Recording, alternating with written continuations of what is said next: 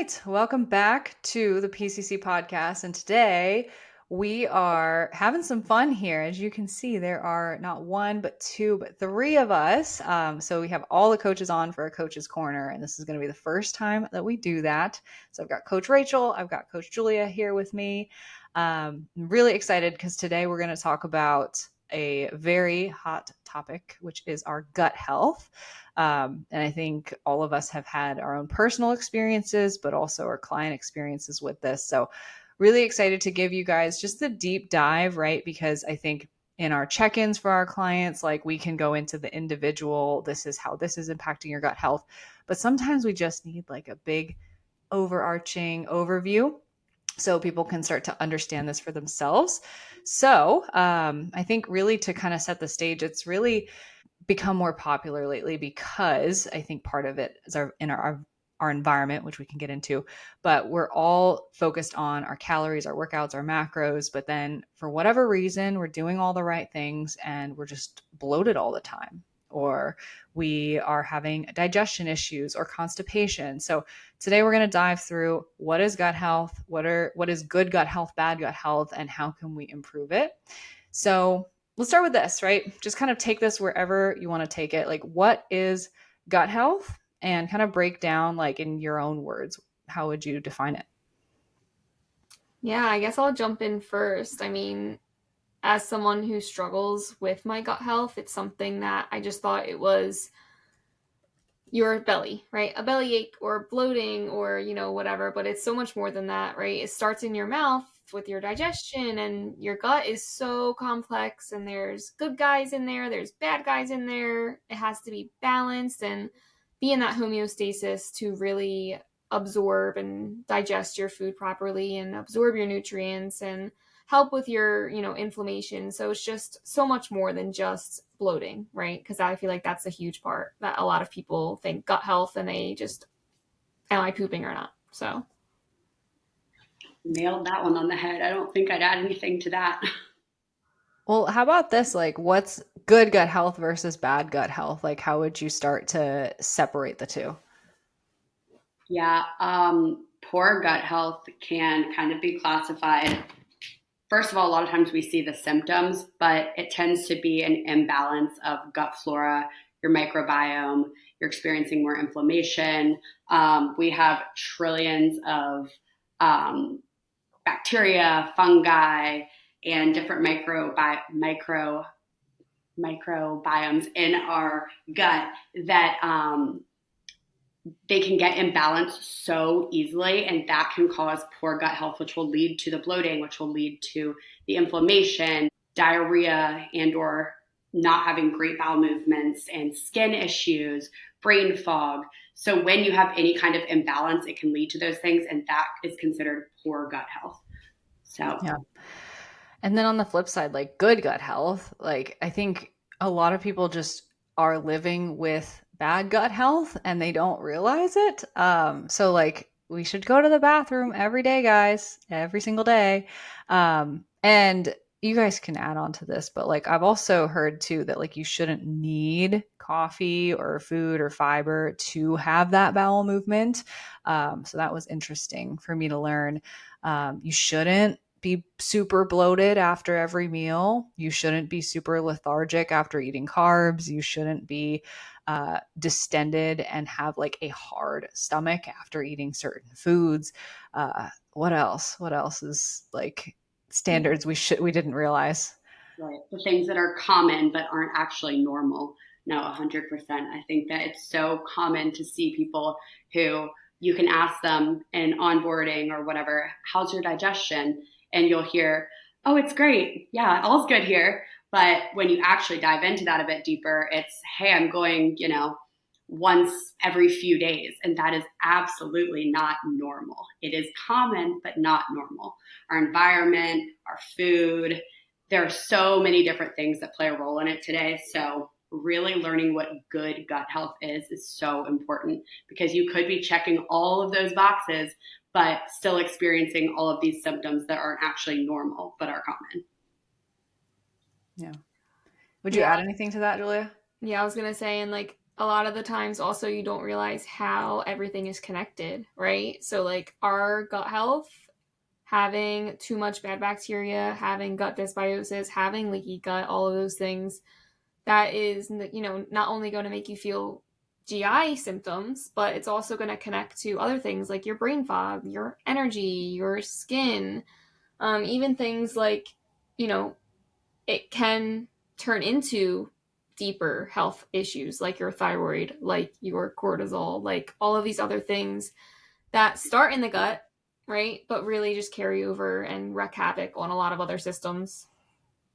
Yeah, great point. I forgot about that too. Is like you can be asymptomatic, and actually like she won't listen to this. My mom had a GI map done, and she's she's been asymptomatic for a while, but like her stuff comes in like flares. And like the reality is you can be asymptomatic with your gut, like maybe have decent bowel movements and like not have a ton of bloating and not have a ton of discomfort, but then like every now and again have this really big flare up or episode.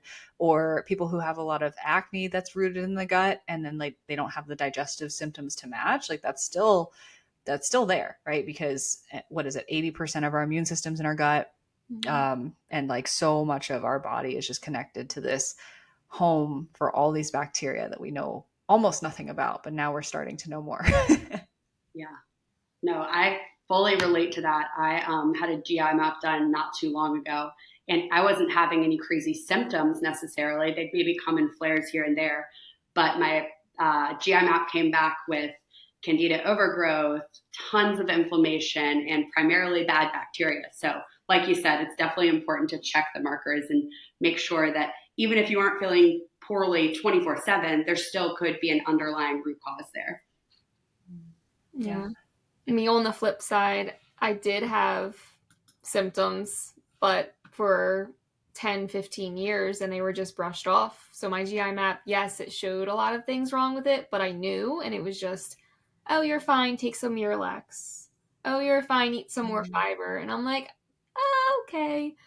Little did we know it was all based on autoimmune conditions and celiac disease and all of these crazy diseases and imbalances that could have been resolved 15 years prior and not led to such deep, deep problems. So, symptomatic or not symptomatic, you could still have something, underlying there. So it's always best to really listen to your body when it's whispering, right? Like we always say, and not when it's screaming like me. Mm-hmm. Absolutely.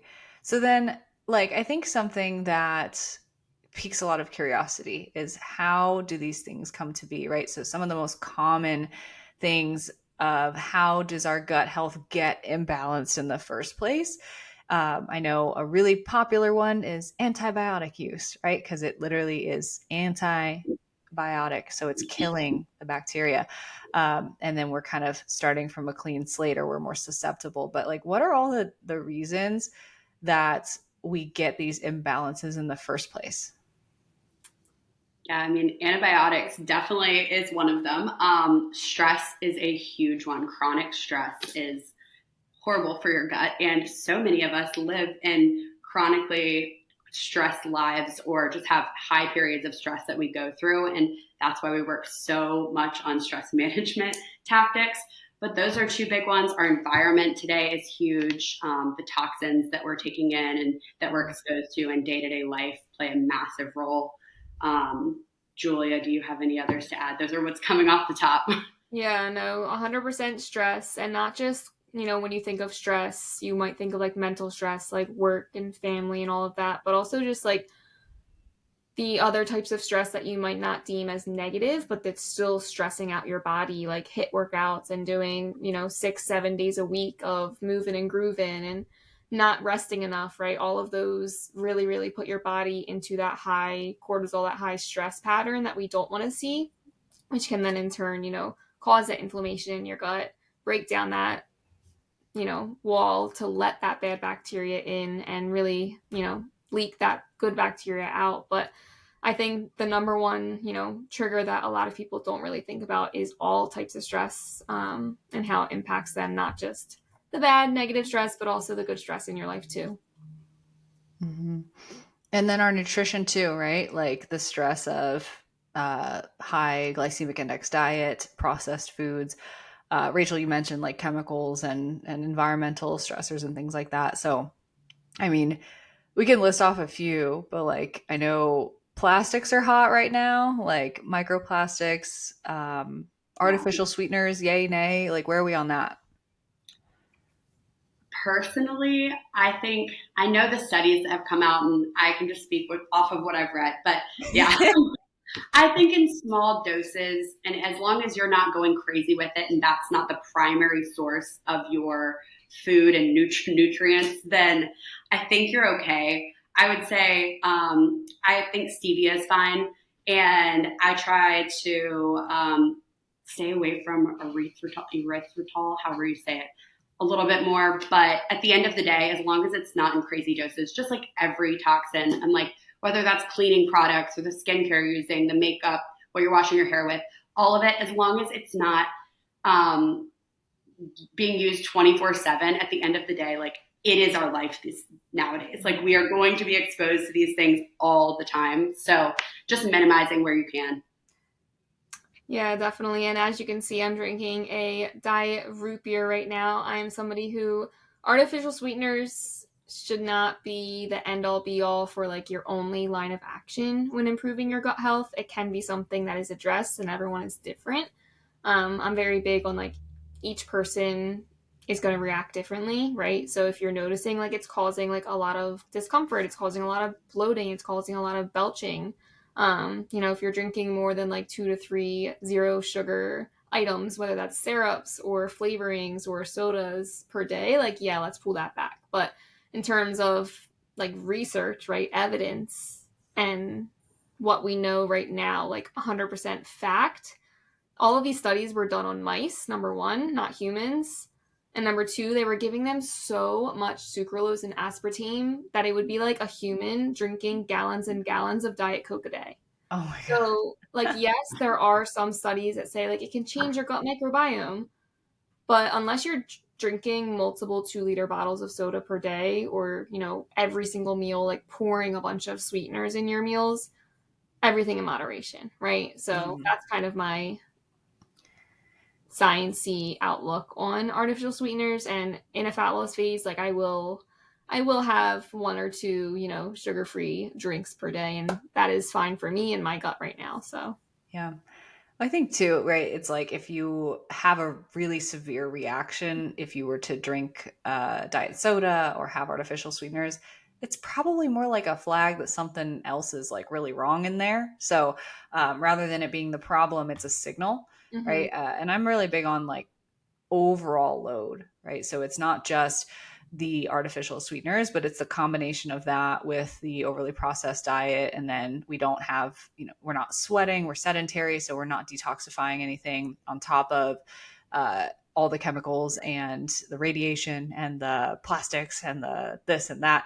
It's all cumulative, right? So if you look at it on top of all of our normal day-to-day stress, it's like all of that is leading to what's creating some sort of imbalance. So if we just manage where we can, because our environment does set us up to fail, like 21st century day and age, like the chemicals, the toxins, like everything around us is going to kill us basically. So we might as well just focus on what we can control.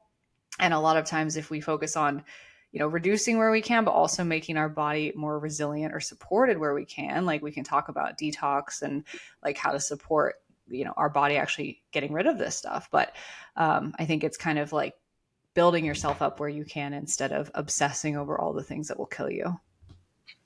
Yeah, I think a lot of people will demonize, certain things like the sugar-free beverages or like seed oils or very, very minuscule things that they're like, oh my gosh, like this is what is ruining me. But if they just take a look in and be like, how's my fiber intake? How's my water intake? How's my sleep? How's my stress? I think that those will tenfold, the changes that they're looking to see, rather than really, really stressing about the tiny details like that. Yeah. So from here, for our clients, can you guys break down, like in the simplest way possible, how you feel the gut actually influences our metabolism, our hormones, our fat storage, and like getting into how does this impact our results? Yeah. So the gut communicates with the thyroid, the liver, our blood sugar, sex hormones, even like estrogen, progesterone. And when we're experiencing inflammation or an imbalance in our hormones, it can show up in our metabolism. And that's oftentimes when we're going to notice, or disrupt hormones. And that's when we're going to notice that fat is being stored when you're in that fat loss phase and you're feeling like, hey, I'm really struggling to lose weight, even though I feel like I'm checking all of the boxes. So your gut communicates with every part of your body. And when things are off in your gut, that's when you start seeing if there's any imbalances and inflammation. You start seeing struggling to lose weight, inflammation, disruption in your hormones, struggle sleeping, and a plethora of other symptoms. So it just, yeah. Yeah. If your body doesn't feel safe, it's not going to let go of that fat. Like it's going to be in fight or flight at all times.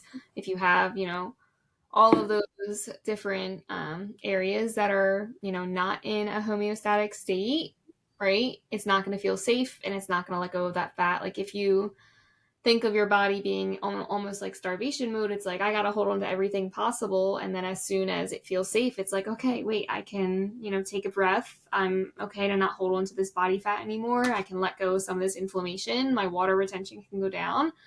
But if we're constantly in that, stressed state or that inflamed state, it's not really going to move too much. Yeah, I'm kind of hearing like the theme that keeps coming up is this link between like the gut and inflammation, like how those two things are really linked. Because I mean, I hear it all the time. I think Rachel, you said on your GI map, that was like what came up was like a ton of inflammation, and it's like how it can kind of create inflammation in the whole body when we are inflamed there. So like, I guess explain that link. Like, how does the gut being off create inflammation? How does that affect the body then? Yeah, I think inflammation is another, term that I feel like is being thrown around a lot with like what is inflammation and like where it can, show in your body. Like some people will show it in their face, some people will show it in their belly. Everything is just kind of super hyperactive, if that makes sense. So Mm. the link between like poor gut health and inflammation is your body's trying to protect itself pretty much. Mm. And it's kind of just like its response to keeping your body safe because it knows that something is off and it doesn't know how to fix it itself. Mm. Yeah, exactly.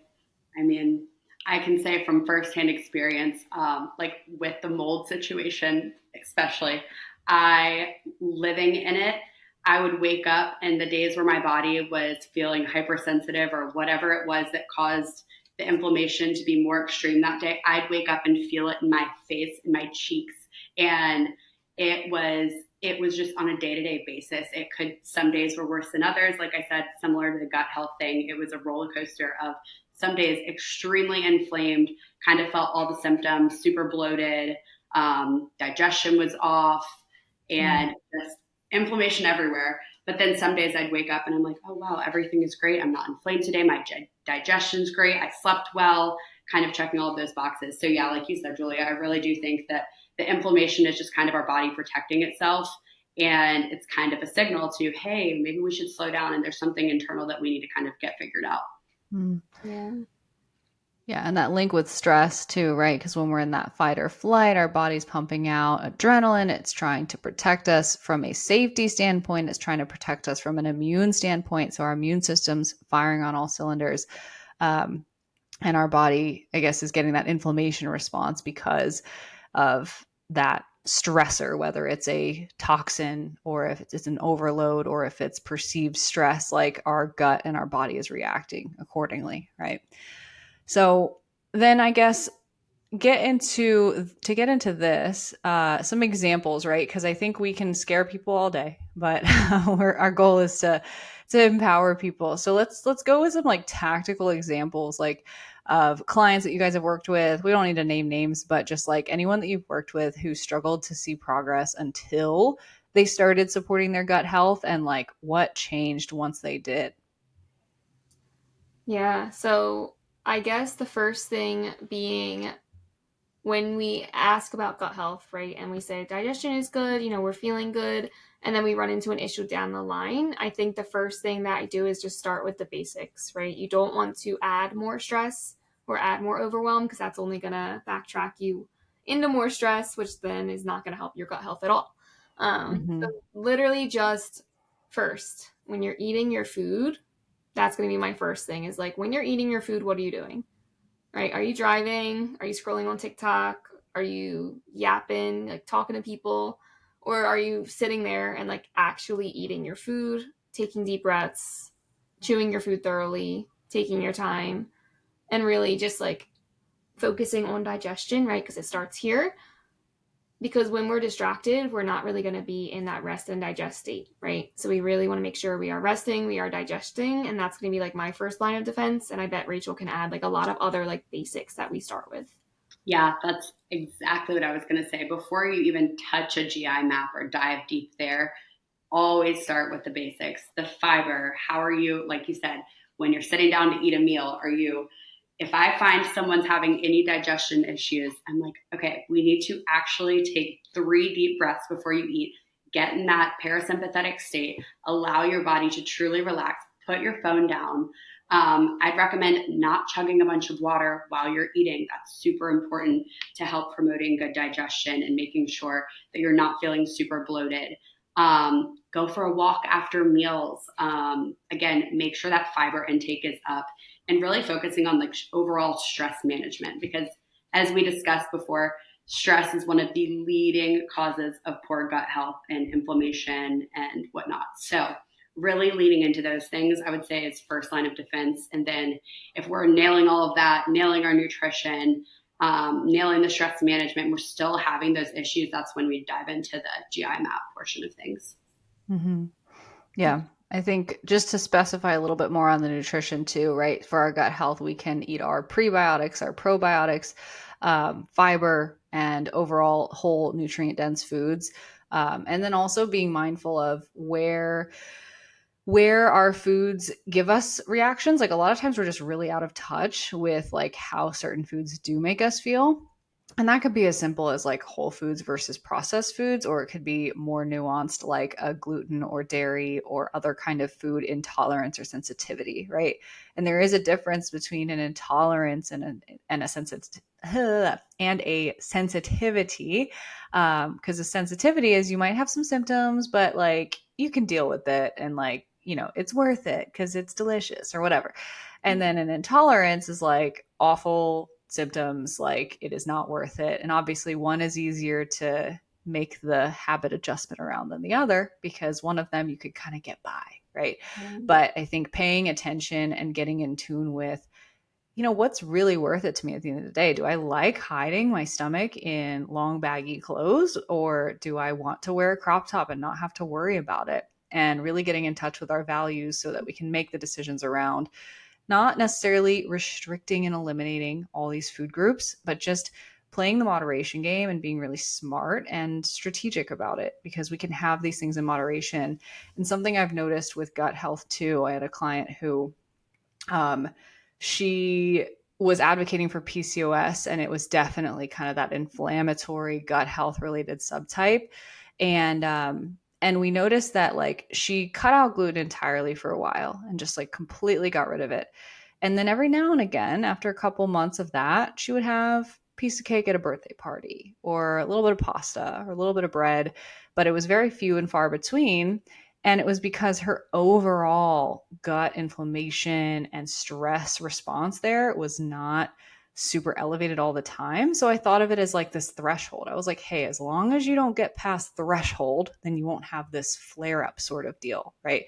So that was just her case, but that was one where we learned like once we kind of got the inflammation out of the situation, she was able to enjoy those things in moderation, and it wasn't a forever game that she could never have a carb again.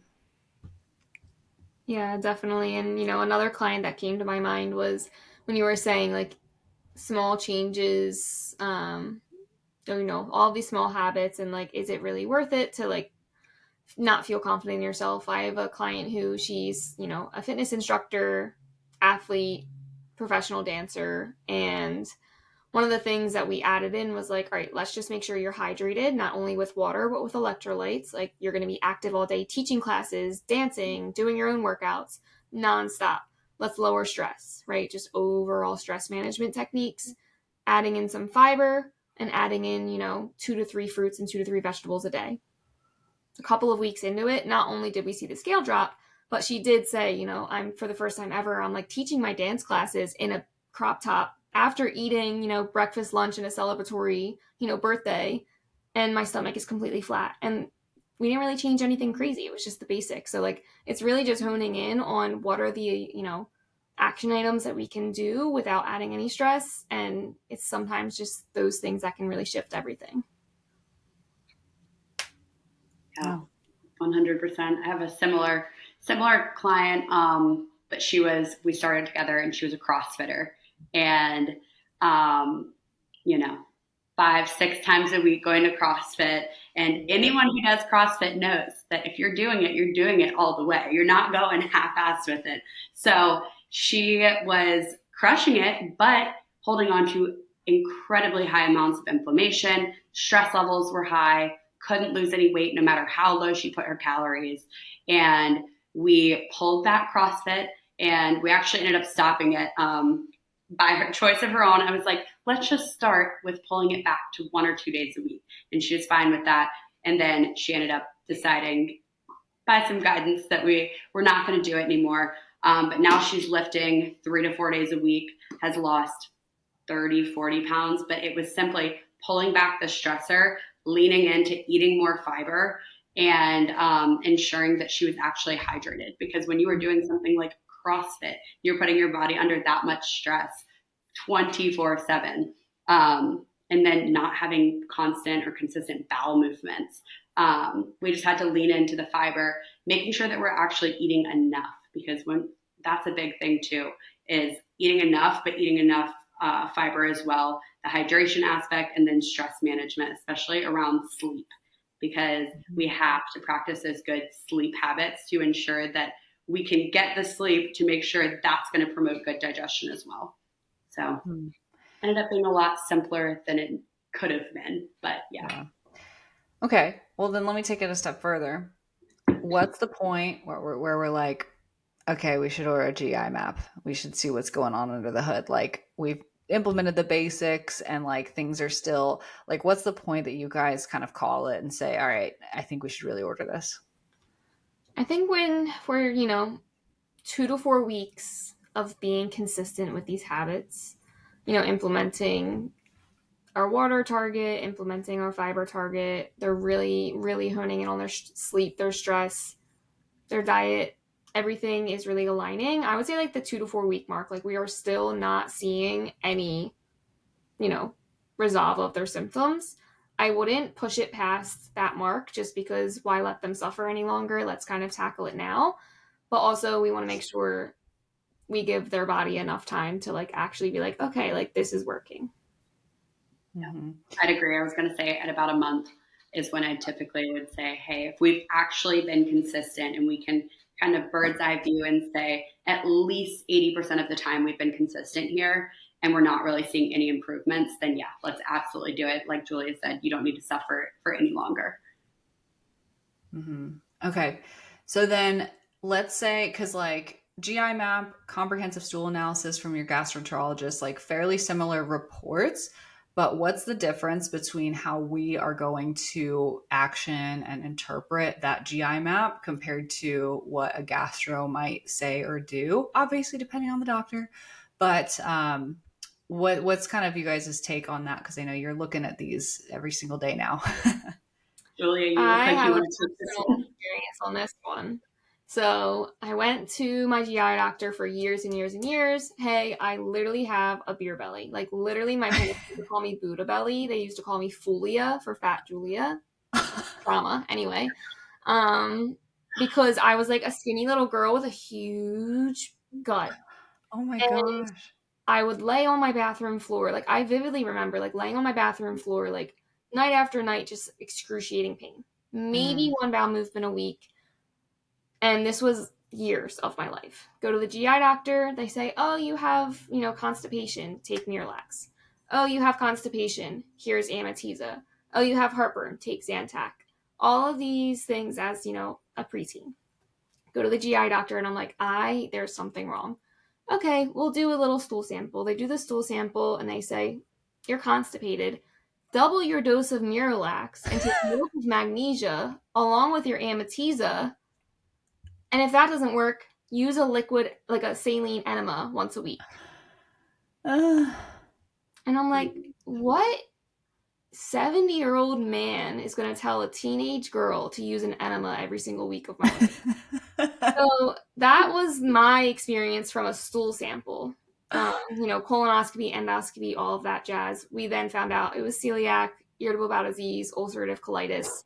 The list goes on. But when I did my own GI map and worked alongside a functional practitioner a few years ago, we took bit by bit, just like we do here. We said, here's what's going on. Here's why you're feeling the symptoms you're feeling. And here's the action items for how to not only help you feel better, but for this to be the root cause, right? For us to heal you and not have to have these reoccurring supplements or reoccurring medications the rest of your life. So I think that's the difference, is them trying to mitigate the symptoms versus us getting to the root cause for you not to feel them at all. Mm-hmm. Yeah. I would also say treatment plan too, because, that's hilarious. But I would say treatment plan because when a lot of times, like I have heard doctors, gastroenterologists, whatever, do a stool sample, detect things like H. pylori or candida that we do detect and we work on. And the first step is just prescribe antibiotics. And then whoop, we're back to where we started. We kill everything. We have no good bacteria or bad bacteria, but we're susceptible, we're vulnerable, our immune response is down, we're going to get sick more often, and we don't know how to rebuild. And so, like, just seeing the gut protocols that we've been able to give our clients of, number one, we're not utilizing drugs, we're using just herbs and like supplements and things like that. But also, again, taking at it from a root cause perspective of what caused this in the first place. It was probably stress, probably mix of stress, antibiotics, medications, all these things. And how can we prevent that again with not only killing off the bad, but replenishing the good, and then making sure that, our gut lining is sealing up and that we're feeling like we are digesting things well and we have the lifestyle to back it. So that's been really cool to see the stark contrast because a lot of times I've had one of, I think, the first people that ever did a GI map through us. She was kind of like drinking the juice. Like she was like doing the research herself. She was like, so H. pylori, like, am I going to have to take this antibiotic, that antibiotic? And she's a medical student. So like she knows some of the routes there. And we were like, nope, it's not going to be that extreme. So yeah. Let's see.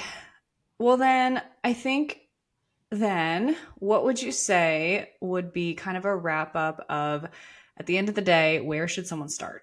If they are struggling with their gut health, they're not pooping, they're bloated all the time, like what are a few underrated habits that they can start right now without overhauling their whole routine?